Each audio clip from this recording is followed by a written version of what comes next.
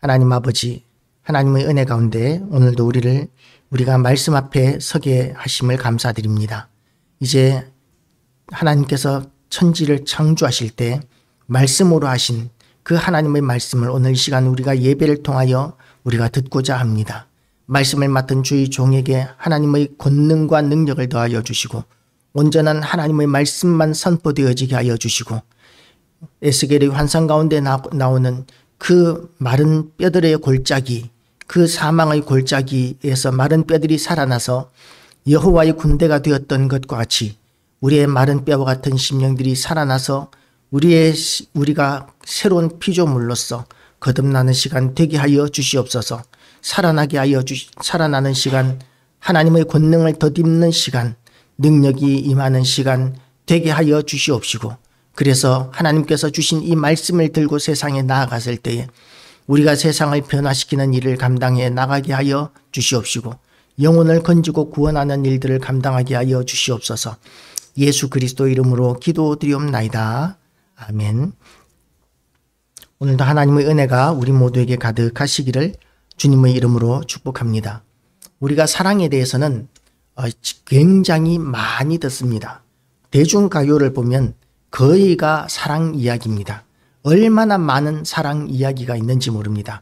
예로부터 시작해서 지금 만들어지는 노래들도 거의가 사랑에 관한 이야기들이 대부분이고 사랑이 주제가 아닌 곡들은 극소수에 이를 정도로 사람들은 사랑을 필요로 하고 좋아합니다. 그런데 성경이 이야기하고 있는 사랑과 세상이 이야기하고 있는 사랑은 좀 다릅니다.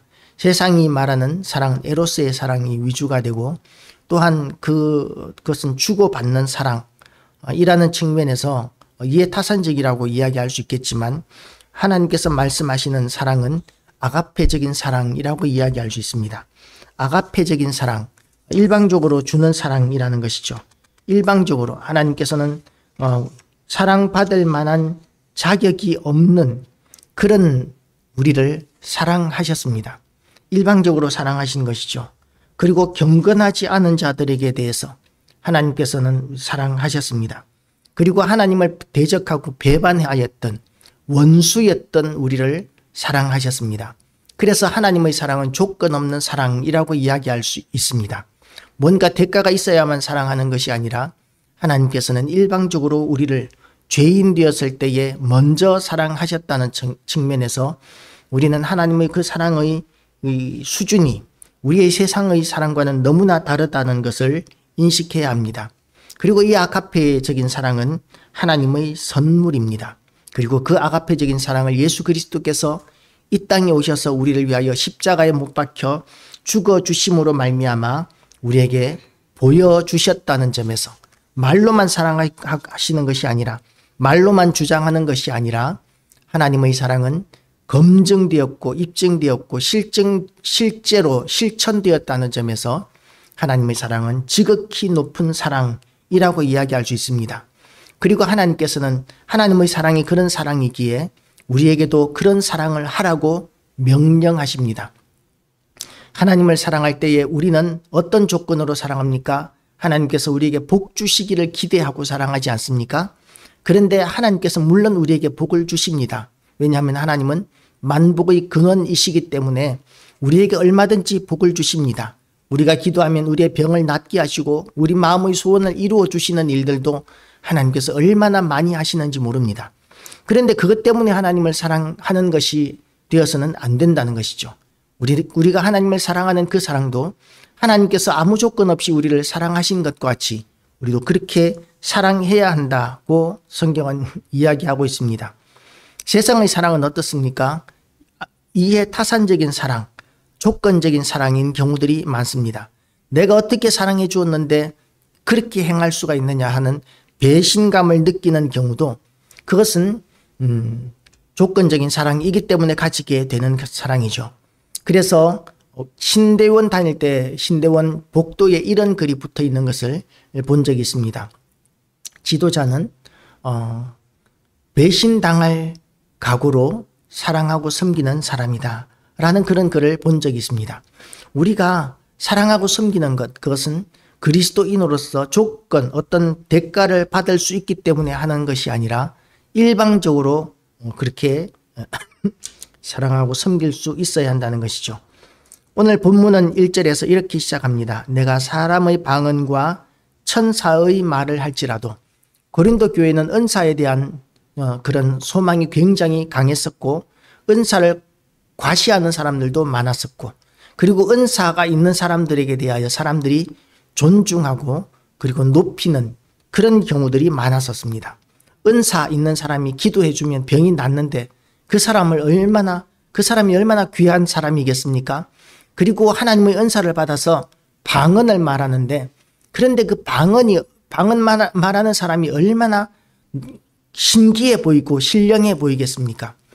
이렇게 특별히 오늘 본문에서는 천사의 말을 할지라도 방언과 천사의 말이 모든 은사보다도 제일 먼저 나옵니다. 그건 뭐냐 하면 그 시대는 소피스트 그러니까 웅변에 대해서 가장 귀한 것으로 여기던 시대입니다. 말 잘하는 것을 가장 귀한 실력으로 여기던 시대였었습니다.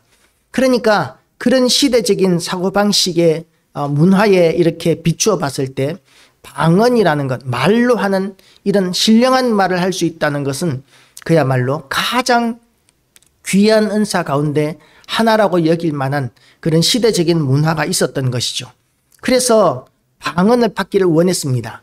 방언 말하는 사람들을 교회에서는 다들 귀하게 여기고 신령하게 여기고 높이고 존경하는 일들까지 있었던 것이죠. 그래서 사람들로부터 인정받고 존경을 받기 위해서 방언을 말하는 것이 가장 사모하는 은사 가운데 하나였었습니다. 그런데 오늘 본문에서 그 사람의 방언과 천사의 말 너무나 귀한 말인데 그런데 거기에 사랑이 없으면 소리나는 구리와 울리는 꽹과리가 되고 라고 이렇게 이야기합니다. 소리나는 구리와 울리는 꽹과리의 사용 용도는 이방 종교들이 귀신을 부를 때 사용하던 악기의 소리입니다. 우리나라도 구슬할 때 보면 꽹과리 치고 나팔 불고 북치고 하는 이런 것들을 많이 보게 되는데 귀신을 부르고 이런 그런 잡귀들을 부르는데 악령을 부르는데 이런 사용되는 악기들이 하나님 앞에서 귀하게 여겨지지 않는 것과 같이 아무리 신령한 은사인 방언이라 할지라도 천사의 말이라 할지라도 사랑이 없으면 그것은 그야말로 귀신을 부르는 소리나 마찬가지로 천하게 여기겠다라고 말하고 있는 것이 성경의 입장인 것이죠. 그래서 사랑은 모든 은사보다도 귀한 것이다. 그 시대의 사람들이 가장 귀하게 여기는 은사보다도 사랑이 훨씬 더 귀한 것이고 사랑이 없으면 그 모든 은사들은 아무것도 아니다라고 이렇게 성경은 이야기하고 있는 것이죠. 그리고 우리가 12장에서는 뭐라고 이야기했느냐 하면 12장에서는 가장 큰 은사로 예언을 이야기했었습니다. 그런데 그 예언에 대해서도 뭐라고 이야기하고 있느냐 하면 2절에서 내가 예언하는 능력이 있어 모든 비밀과 모든 지식을 알고 또 산을 옮길 만한 모든 믿음이 있을지라도 사랑이 없으면 내가 아무것도 아니요 라고 이렇게 이야기하고 있습니다. 예언의 은사가 얼마나 귀합니까? 우리가 미래 일을 내일 일을 알 수 있다면 얼마나 좋겠습니까?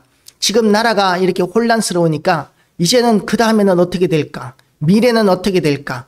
거기에 대해서 사람들이 여러 전문가들을 불러서 방송으로 이렇게 예측들을 합니다. 그렇지만 그 전문가들이 하는 이야기가 워낙 변화무쌍하고 격동적인 이런 일들이 많이 일어나는 상황이기 때문에 나는 이렇게 예측하지만 그렇게 될 거라고 그렇게 확신할 수 없다라는 그런 전제를 붙이더라고요. 그것은 이제 예측이라는 것이고 예측이라는 것도 사실 제대로 맞아 들어가는 경우도 있지만 제대로 맞추지 못하는 경우들이 더 많을 것입니다. 그런데 예언은 무엇입니까? 예언은 하나님으로부터 오는 것이죠. 하나님의 계시를 받아서 미래를 말하는 것이고 그것은 틀림이 없습니다. 그래서 미래를 우리가 알 수만 있다면 그러면 우리는 금방 세계적인 부자가 될 수 있을 거예요. 우리나라 2000년대 초반에 비트코인이 들어왔을 때 비트코인이 한 개가 한 10만 원쯤 됐던 것으로 그렇게 제가 검색해 보니까 비트코인 한 개가 우리나라 처음 들어왔을 때 한 10만 원 정도 됐던 것으로 제가 검색을 해 봤었습니다. 그런데 만약에 그때 비트코인이 지금 1억이 넘어가고 있는 20년 정도 지나면 비트코인의 가격이 1억 원이 넘어갈 것이다 라는 것을 알았더라면, 그러면 제가 아무리 돈이 없어도 비트코인 몇 개는 사놓지 않았겠습니까? 아무리 돈이 없어도 20년 전에. 그런데 그 비트코인이 20년 뒤에 1억이 넘어간다는 사실을 몰랐기 때문에 그것을 산 사람이 별로 많이 없었고, 그리고 또한 그것을 샀던 사람, 그 시대에 샀던 사람들도 계속 가지고 있으면 1억이 되고, 그리고 내년 연말 되면 2억이 될 거라고 예측을 하더라고요. 그건 될지 안 될지 모르겠지만. 그런데 이게 1억이 될 거라는 것을 알았더라면 초창기에 샀던 사람들이 좀 올랐다고 해서 파는 일들도 없었을 것입니다. 계속 가지고 있었겠죠. 한 개만 있어도 1억인데. 그러니 10개만 사놓으면 100만 원어치만 사놨으면 그때당 2000년도 정도에 100만 원어치만 사놨으면은 10억 부자가 되는 거죠. 10억 정도면은 부자지 않습니까? 그죠? 그렇게 아무리 돈이 없어도 100만 원 정도는 비트코인에 묻어 놓을 수 있었을 거예요. 아무리 가난한 사람이었더라도. 제가 그때 직장을 다녔는데 직장에서 월급이 한 달에 한 200~300만 원 정도는 됐었으니까 그때도. 그러니까 알았더라면 얼마나 많이 사놨겠습니까? 한 몇천만 원어치 사놨겠죠. 그러면 지금 대단한 부자가 될 수 있었을 것입니다. 근데 몰랐기 때문에 못하는 거죠. 우리가 미래를 안다는 것은 대단한 일입니다. 지금 주식 투자하는 사람들도 미래를 예측해서 투자하지만 미래를 예측할 뿐이지 알지는 못하죠. 그런데 예측이 맞아 들어가는 사람들은 대박이 나는 그것이 주식이지 않습니까? 사람들은 미래를 알기 원합니다. 과연 국회의원 출마를 하면 내가 당선이 될지 안 될지 선거철만 두면 얼마나 많은 사람들이 점쟁이를 찾아가는지 몰라요. 그렇게 미래를 알고 싶어 하지만 그 미래를 결정하시는 분은 하나님이시고, 그리고 이 예언의 말씀은 하나님의 계시로 주어지는 것이기 때문에 얼마나 귀한 것인지 모릅니다. 그런데도 불구하고 이 예언의 말씀조차도 사랑이 없으면 아무것도 아니라고 하나님께서는 선포하고 있는 것이죠. 또한 믿음도 마찬가지입니다. 산을 옮길 만한 믿음이 있을지라도 사랑이 없으면 내가 아무것도 아니요. 믿음 얼마나 귀한 것입니까? 확인할 수 없는데도 불구하고 우리가 하나님을 믿는 것 기적이지 않습니까? 하나님께서 우리를 구원하신다는 그 믿음, 그것을 붙드는 것은 성령으로 말미암아 가능한 것이고 너무나 귀한 것입니다. 그런데도 불구하고 사랑이 없으면 아무것도 아니라고 이렇게 하나님께서는 우리에게 선포하고 계십니다. 믿음으로 말미암아 우리가 영생을 얻고 구원을 얻게 되어 있는데, 그런데 거기에도 사랑이 없으면 아무것도 아니라고, 믿음의 가치를 하나님께서 그렇게 귀하게 여기시는데도 불구하고 사랑과 비교하면 믿음은 아무것도 아닌 것으로 그렇게 우리에게 이야기하고 있는 것이죠. 그리고 또 이런 사람이 이런 3절은 이렇게 기록하고 있습니다. 내가 내게 있는 모든 것으로 구제하며. 내게 있는 모든 것으로 구제하는 것 얼마나 귀한 일입니까? 부자도 자기의 재산을 헐어서 다른 가난한 사람들을 돕는 것은 쉬운 일이 아닙니다. 꾸준하게 자기의 그런 재산을 또는 수입의 일부를 꾸준하게 구제하는 사람, 선한 일에 이렇게 기부하는 사람들은 너무나 귀한 사람들입니다. 아무리 부자여도 그런 것은 쉬운 일이 아니에요. 그런데 자기의 전 재산을 자기에게 있는 모든 것으로 구제 헌금을 내놓는다는 것은, 구제하는 데 내놓는다는 것은 얼마나 귀한 일입니까? 그런데 자기의 전 재산을 구제하는 데 내놓는다 할지라도 사랑이 없으면 아무것도 아니라고 이렇게 이야기합니다. 또 내 몸을 불사르게 내어줄지라도 라고 이렇게 이야기합니다. 그 시대는 예수 믿는다는 것 때문에 순교하는 사람들이 많았었습니다. 순교하는데 가장 고통스러운 순교가 불에 태워져 죽는 순교예요. 불로 사람을 태워 죽이는데 죽여놓고 불로 태우는 것이 아니라 살아있는 채로 이렇게 나무에 매달아 놓고 밑에 장작을 태워서 사람을 불태워 죽입니다. 얼마나 고통스럽겠습니까? 단번에 죽는 것도 아니고 불에 몸이 타 들어가면서 서서히 죽어가는 것이고, 그 고통은 말로 다 할 수 없을 것입니다. 인간이 느낄 수 있는 가장 고통스러운 고통을 불에 태워지면서 느끼게 될 것이고, 그렇게 순교하는 사람들, 그것을 지키기 위해서 그 당시의 성도들이, 수많은 성도들이 그렇게 순교했었습니다. 순교당하지 않을 수 있었습니다. 나는 이제 예수를 믿지 않겠습니다라고 한마디만 하면 그렇게 순교당하지 않을 수 있었습니다. 그런데도 불구하고 자기의 몸을 불사르는데 내어주면서까지 믿음을 거부하지 않고 자기의 믿음을 부인하지 않고 순교하는 그 사람들의 순교는 너무나 귀한 순교입니다. 그런데도 불구하고 그 순교가 사랑이 없으면 아무 유익이 없다. 사랑이 없이 하는 순교는 아무런 유익이 없다고 이야기하고 있습니다. 우리의 순교도 하나님께 대한 사랑, 예수 그리스도께 대한 사랑에 근거해야 합니다. 사랑은 믿음을 초월하는 것입니다. 믿는다는 믿음을 넘어서는 것이 사랑입니다. 사랑이 없이 믿을 수도 있습니다.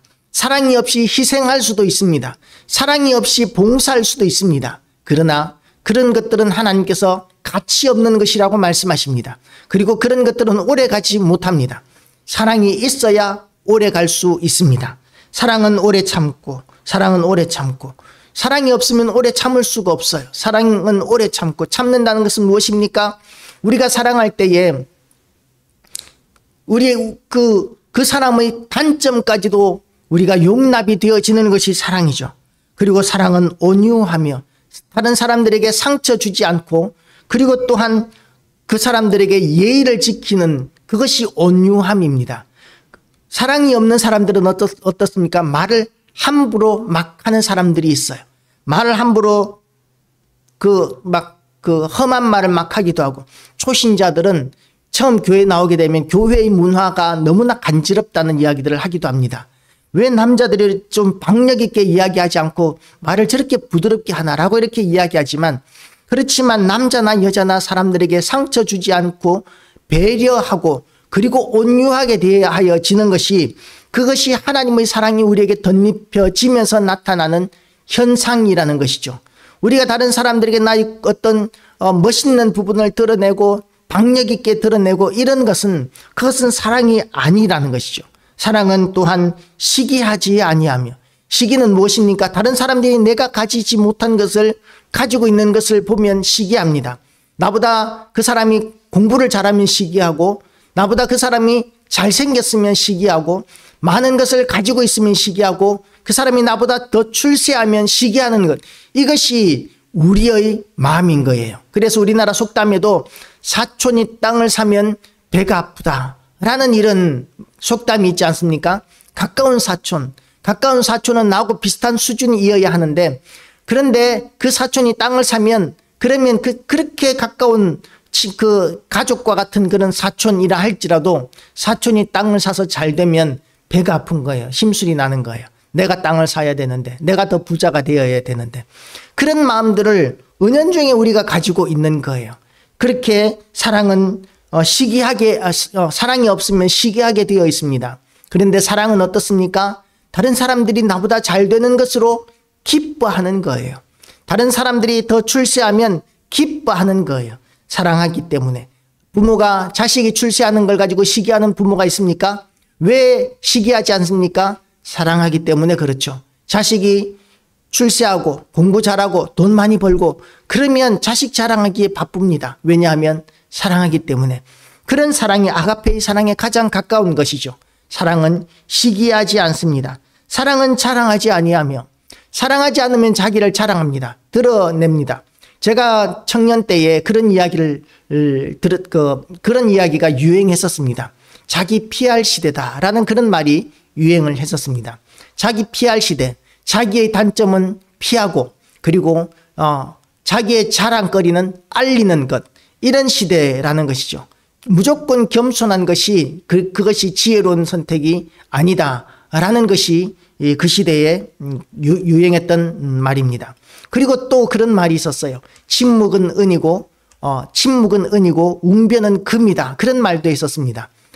유행했었어요. 말을 잘하는 것, 그런 것들이 참 실력이다. 이 시대에는 자기 실력이다. 지금은 어떻게 통하는지 모르겠습니다. 그렇게 자기를 드러내고 자랑하는 것, 그것은 사랑이 없기 때문이라고 성경은 이야기하고 있습니다. 사랑하면 어떻습니까? 자기의 잘난 것을 자랑해서 다른 사람들에게 상처 주려고 하지 않습니다. 다른 사람들에게 인정받고 존경받으려고 하지 않습니다.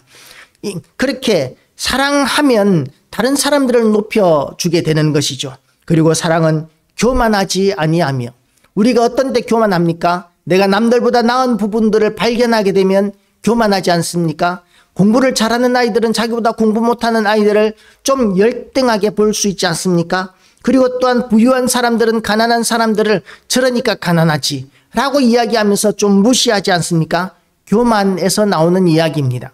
그래서 그것은 사랑이 없기 때문에 그런 교만함이 나타나는 것이죠. 못난 자식을 보고 그 부모가 그 못난 자식을 보고 나는 저 자식보다 잘났어 라고 교만해야 하는 부모가 세상에 어디에 있습니까? 사랑하기 때문에 못난 자식에게 더욱더 마음이 가고, 그리고 불쌍히 여겨지는 것이죠. 사랑이 있으면 그렇게 부모가 자식을 불쌍히 여기는 것과 같이 불쌍히 여기는 것이지, 내가 나의 잘난 것을 자랑하거나 드러내고자 하지 않는다는 것입니다. 사랑이 있어야 교만하지 않을 수 있습니다. 그리고 사랑은 어떻습니까? 무례히 행하지 않는다는 것입니다. 어떤 사람들이 무례히 행합니까? 무례히 행하는 사람은 사랑이 없는 사람들이, 세상 사람들이 무례히 행합니다. 무례히 행해야 할 때가 있어요. 물론 사람들이 그냥 겸손하고 온유하고 자랑하지 아니하고 그러면 사람들이 그 사람을 이렇게 뭐라 그럴까요? 무시하거나 또는 이용해 먹으려고 하는 그런 문화들이 있습니다. 만만하게 본다는 것이죠. 만만하게 보는 것이, 그것이 저는 좋은 의미가 있다고 생각합니다. 그 사람과 가까이 하면 어떤 긴장감을 가지지 않아도 되고 편안하게 이야기할 수 있고, 그것이 만만하다는 것이지 않습니까? 그런데 만만하게 보면 그 사람과 가까이에 있으면 편안하기 때문에 좋아하는 것이 아니라 이용해 먹으려고 하는 그런 태도들이 나타나는 경우들이 있습니다. 그것이 이제 무례히 행하는 것이죠. 무엇이든지 이렇게 명령을 합니다. 그리고 시켜 먹으려고 합니다. 어제 어떤 드라마에서 어떤 여자 죄수가 이제 임신을 해서 출산을 했는데, 남자는 사기꾼이고 범죄자예요. 밖에서 그 여자를 이용해 먹고 자기 대신에 감옥에 보냈는데, 그런데 자기들끼리 하는 이야기가 있습니다. 근데 그 여자애 이제 곧 출소한대. 그런데 다시 또 그 사람, 우리는 돈을 먹고 또 죄를 뒤집어 씌워서 감옥에 보내면 우리는 돈만 먹는 거잖아. 그러면서 이렇게 또 이용해 먹을 그런 생각을, 그 작전을 짜는 그런 대목이 어떤 드라마에서 나왔었어요. 그렇게 이용해 먹으려고 하고 그렇게 무례히 행하는 것, 사랑이 없기 때문에 나타나는 현상입니다. 무례히 행하지 아니하며, 사랑이 있으면 절대로 그런 일이 있을 수 없는 것이죠. 어떤 부모가 자식을 이용해 먹으려고 하겠습니까? 절대로 그런 일은 있을 수 없죠. 진정한 사랑은 무례히 행하지 않습니다. 자기의 유익을 구하지 아니하며, 사랑이 없으면 자기의 유익을 구하죠. 자기가 돈 많이 가져야 하고 더 많이 챙겨야 합니다. 그런데 사랑이 있으면 어떻습니까? 자기의 유익을 구하지 아니하며, 성내지 아니하며. 성낸다는 것, 우리가 화가 날 때도 있습니다. 아무리 사랑하는 관계에서도 화가 날 때도 있습니다. 그런데 사랑이 넘쳐나게 되면, 아가페적인 사랑이 되면, 그러면 성내지 아니하며 악한 것을 생각하지 아니하며, 상처받았다 할지라도 그 상처를, 사랑이 있으면 그 상처도 금방 잊어버리게 되고 아물게 됩니다. 진정한 사랑이 우리의 상처를 치료해 주게 되죠. 그리고 복수하려는 생각하지 않게 됩니다. 사랑하기 때문에. 사랑하는 사람으로부터 상처를 받았다고 해서 그 사람에게 상처 주고자 하는 그런 마음을 품지 않습니다. 사랑이 있으면 말입니다. 그렇게 사랑은 악한 것을 생각하지 아니한다고 성경은 이야기하고 있습니다. 불의를 기뻐하지 아니하며, 사랑은 불의를 기뻐하지 않습니다. 언제나 정의를 기뻐합니다. 올바른 것을 기뻐합니다. 사랑은 불의를 기뻐하지 아니하며 진리와 함께 기뻐하고, 하나님의 말씀이 선포되어지고 전파되어지고 많은 사람들이 구원을 얻는 것, 이것을, 사랑이 많은 사람들은 그것을 기뻐하는 마음을 가지게 되는 것이죠. 하나님께 대한 사랑, 진정한 하나님께 대한 사랑이 있는 사람이라면 교회가 부흥하는 것을 기뻐합니다. 우리 교회가 부흥하는 것만 기뻐하는 것이 아니라 다른 교회가 부흥하는 것도 기뻐하는 거죠. 왜냐하면 다 하나님의 교회이기 때문에 그렇습니다. 그렇게 우리가 하나님의 말씀이 선포되어지고 그 진리를 수많은 사람들이 듣고 받아들이고 구원을 얻고 그리고 부흥되어지는 것, 이것이 우리의 소원이지 않습니까? 하나님께 대한 사랑이 있으면 누구나 그런 소원을 품게 되어 있습니다. 그래서 진리와 함께 기뻐하는 것이죠. 나는 비록 가난할지라도, 내가 하는 일은 비록 잘 되지 않는다 할지라도 교회가 부흥되고 또한 우리나라 기독교가 부흥이 되고 많은 사람들이 구원을 얻고 또한 전 세계적으로 선교가 힘있게 그렇게 선교가 이루어지고 이러는 것들을 기뻐하는 마음이 있는 사람들은 진정으로 하나님을 사랑하는 사람들입니다. 그리고 모든 것을 참으며 모든 것을 바라며 끝까지 사랑은 기대감을 접지 않습니다. 우리는 실망을 받게 되면 그 사람에게 대해서 기대를 했다가 한번 실망하게 되면 그러면 이제 기대감을 접어버리지 않습니까? 그 사람은 그런 사람이야. 내가 오해를 했었어. 그 사람은 구제불능이야. 사람은 고쳐 쓰는 게 아니야. 이렇게 우리는 결론 지어버립니다. 그런데 사랑이 있으면 어떻습니까? 그 사람에게 대한 사랑의 기대가 있으면 끊임없이 그렇게 기대를 접지 않는 것이죠. 우리가 하나님께 대한 사랑도 마찬가지입니다. 말씀에 대한 사랑도 마찬가지입니다. 우리가 시대별로 말씀을 오해한 그런 일들이 수없이 많이 있었습니다. 서기 1000년기쯤에 몽골이 전 세계를 정복해 나갔었습니다. 그때 로마도 그렇게 몽골군의 침략에 의해서 많은 위협을 느꼈고 두려움을 가졌었습니다. 악마가 쳐들어온다. 마귀의 집단이다. 그렇게 여겼었어요. 몽골 군대가 너무나 잔혹했었기 때문에 그런 것이죠. 그래서 그 시대에는 이제 종말이다. 이제 예수 그리스도께서 곧 재림하신다라고 사람들은 생각했었습니다. 그런데 몽골의 침략이 지나가고 나서도 예수 그리스도께서는 아직까지 재림하지 않으셨습니다. 그 뒤에도 수없이 많은 이단들이 일어나면서 예수 그리스도께서 이제 재림하신다라고 이렇게 이야기들을 했었습니다. 이제 EU가 이제 연합체가 이루어지기 전이었었습니다. EU가 이제 연합체를 이룰 때에 그때 많은 교회들이 이렇게 생각했었습니다. EU가 이제 성경에 나오는 7머리에 10뿔이 돋은 용이다. 그리고 그 EU가 이제 적그리스도가 될 것이다 라고 이렇게 예언을 했었고, 그리고 또한 그로 말미암아서 예수 그리스도께서 곧 재림하실 것이다 라고 많은 교회들이 생각했었지만 그러나 재림하지 않으셨습니다.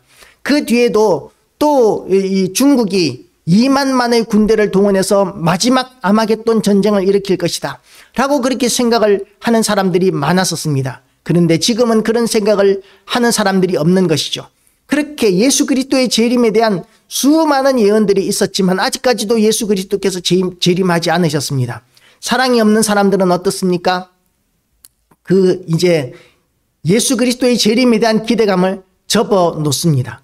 이제 예수님은 재림하지 않으실 것 같다. 그리고는 수많은 교회들이 예전에는 얼마나 예수 그리스도의 재림에 대해서 설교들을 많이 했는지 모르는데, 그런데 이제는 예수 그리스도의 재림에 대해서 설교하는 교회들이 많지 않습니다. 요한계시록을 설교하는 교회들이 많지 않습니다. 또 실수할까 봐 그런 것이죠. 요즘은 또 나오는 말이 인공지능 AI가 이제 적그리스도가 될 것이다 라고 이렇게 주장하는 사람들도 나왔습니다. 그런 수많은 예언들의 잘못된 예언들의 그 결과가 긍정적인 면과 부정적인 면이 있습니다. 잘못된 예언이기는 하지만 우리가 깨어있게 만드는 자극제의 역할을 합니다.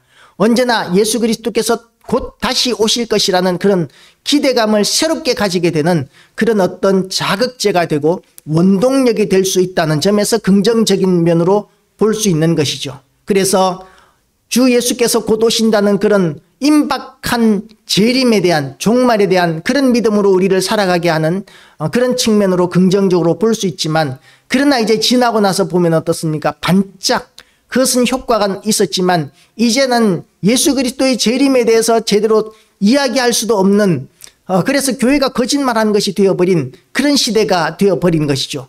교회가 권위가 떨어져 버리는 결과를 우리가 보고 있는 것이죠. 교회의 말이 권위가 떨어져 버리는 그런 결과를 우리가 보고 있습니다. 그런데 그럼에도 불구하고 우리가 가져야 할 마음의 태도가 뭐냐면, 사랑이 있다면 성경 말씀은 그대로 이루어질 것이고, 그리고 예수 그리스도께서는 기어이, 우리가 언제인지는 모르지만 그러나 예수 그리스도께서는 기어이 재림하실 것이라는 그런 믿음을 끝까지 붙드는 사람은, 물론 믿음이 있는 사람이 붙들지만 사랑이 있는 사람은 붙듭니다. 왜냐하면 사랑은 포기하지 않기 때문에 그렇습니다. 예수 그리스도께 대한 사랑, 하나님께 대한 사랑은 그분이 하신 말씀을 결코 포기하지 않게 만드는 힘이 있고 능력이 있는 것이죠. 하나님을 사랑한다면 예수 그리스도께서 하신 말씀, 하나님께서 하신 말씀이 그대로 이루어진다는 그 말씀을 포기할 수가 없습니다. 예수 그리스도께서 하신 말씀은 그대로 이루어질 것입니다. 지금까지 다 이루어져 왔습니다. 이루어지지 않은 것은 사람들이 잘못 해석을 해서 넘겨 짚어서 이렇게 만들어낸 말들은 이루어지지 않았어요. 그렇지만 하나님께서 하신 말씀, 예수 그리스도께서 하신 말씀 가운데 이루어지지 않은 말씀은 하나도 없다는 점에서 우리는 사람의 말을 따르는 것이 아니라 하나님의 말씀인 성경으로 돌아가서 끝까지 믿음을 붙들고 끝까지 사랑하는, 그런 모든 것을 바라며 모든 것을 견디는 그런 사랑의 믿음의 사랑을 가지게 되시기를 주님의 이름으로 축복합니다. 그리고 사랑은 언제까지나 떨어지지 아니하되 예언도 패하고 방언도 그치고 지식도 패하리라. 왜 이렇게 사랑은 떨어지지 않는데 예언도 패하고 방언도 그치고 지식도 패하느냐 하면, 예수 그리스도께서 이제 이 땅에 재림하시고 그리고 영원한 하나님 나라를 이 세상 가운데, 이 우주 가운데 펼치실 때에는 이제 예언이 필요 없는 거예요. 왜냐하면 이런 특별한 계시가 하나님의 계시로부터 받아서 우리가 다른 사람들에게 전달하는 것이 예언인데, 그런데 모든 사람들이 이제 하나님과 대면할 수 있게 되고 모든 사람들이 다 직접적인 미래를 알 수 있게 되기 때문에 특별히 예언이라고 할 필요가 없어지게 되고 방언도 필요가 없어지게 됩니다. 다 신령한 말을 하고 있을 것이기 때문에 그렇습니다. 그래서 예언도 패하고 방언도 그치고 지식도 지금의 지식, 어린아이와 같은 지식이라고 이야기할 수 있는 그런 유치한 지식들을 그 시대에는 유치한 줄도 몰랐죠. 그런 그 시대의 유치한 지식들이 다 사라지고 수준 높은 하나님을 알아가는 지식에서 우리는 영원토록 자라가게 될 것입니다. 그래서 9절에서는 이렇게 이야기합니다. 우리는 부분적으로 알고 부분적으로 예언하니.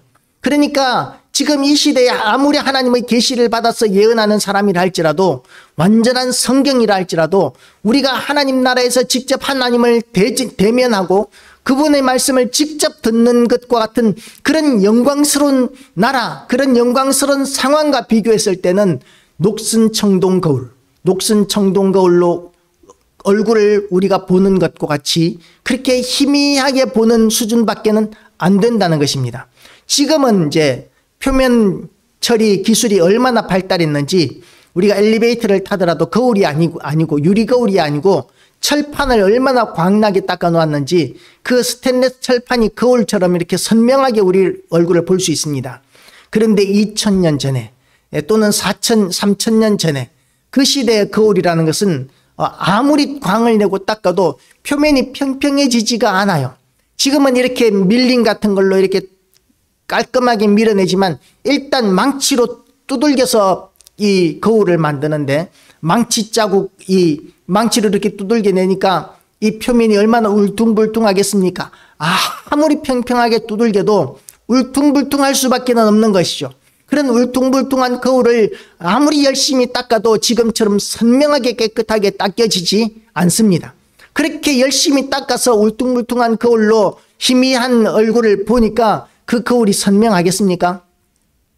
그래서 보는 방법이 이제 물그릇에다가 묵물을 조금 풀어서 검은 물에다 얼굴을 비춰보면 차라리 그게 선명하겠죠. 그렇지만 위에서 아래로 내려보는 얼굴과 우리가 이렇게 정면으로 보는 얼굴이 다르지 않습니까? 그래서 이 거울을 보는 것은 희미하게 우리의 실체를 제대로 알아보기 불편하기 짝이 없는 수준입니다.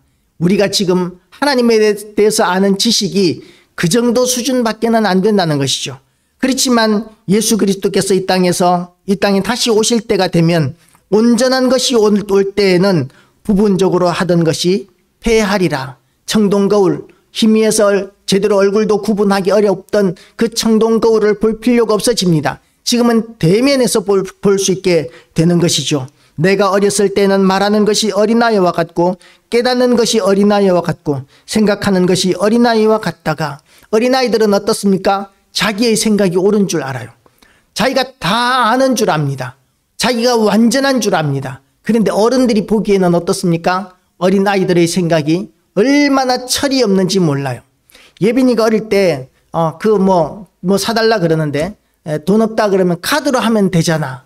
카드로 끄면 되잖아. 그런 이야기를 한 적이 있어요. 예빈이가 기억을 못하겠지만 너무 어릴 때여서 카드는 아무리 써도 괜찮은 줄로 아는 거죠. 어린아이들은. 그렇지만 그 카드도 계속해서 돈을 집어넣어 줘야 되고 그리고 한도라는 것이 있어서 무한하게 쓸 수 있는 것은 아니지 않습니까? 그것이 어린아이 수준의 한계라는 것입니다. 그래서 장성한 사람이 되어서는 어린아이의 일을 버렸노라. 어린아이가 생각하는 것, 어린아이의 가치관, 어린아이가 가장 소중하다고 여기는 것.